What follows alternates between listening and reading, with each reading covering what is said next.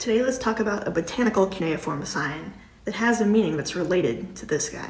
I'm first writing the earliest Sumerian version of the sign that was used during the 3rd millennium BCE, and there's a lot going on here. Wedges in all directions, and a collection of everyone's favorite, Winkelhaken.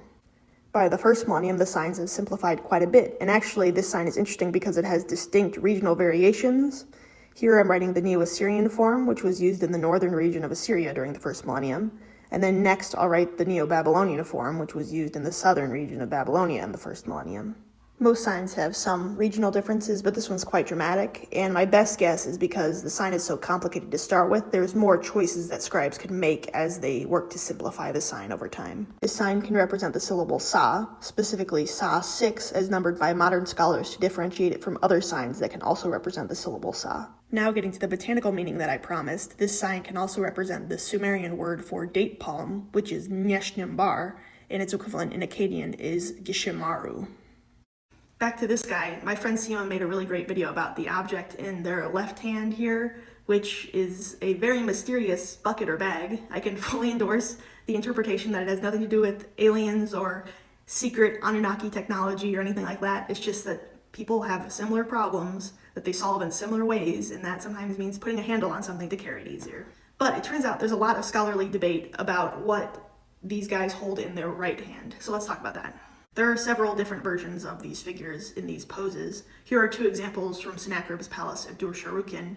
These are different from the previous example I showed you. That example had a bird head. These have human heads, but both have wings, which is the sort of common theme with these characters. An important thing to notice when people are making videos spewing ancient aliens nonsense is that they tend to only show one panel of these figures when they talk about them, but these figures exist in entire scenes of carved reliefs.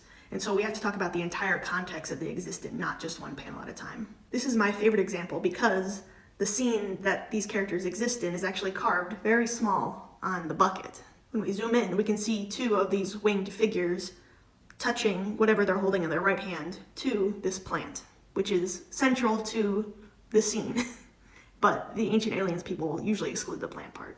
So we know the context of the scene is important with this plant, but what is the thing that they're holding in their right hand? Well, there's 2 arguments in Assyriological literature. It could be a pine cone, or it could be the inflorescence of a date palm. That is the flower stalk that holds most of the pollen. Here are some of the details of the debate as I understand them. This is not something that I have worked on specifically, but I'm just reading.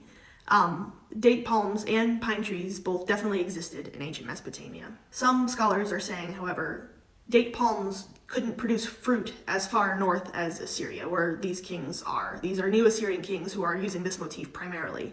So if it was about producing fruit, this maybe wouldn't make sense. But a pine cone could make sense because of some texts. Now, linking texts and art can often be difficult, especially in the Mesopotamian context, because the inscriptions that are on the reliefs don't often describe what's going on in the relief. So, for example, this is just a royal inscription of Ashur-natsir-pal talking about how cool he is and all the things that he did, and it has nothing to do with what's going on here.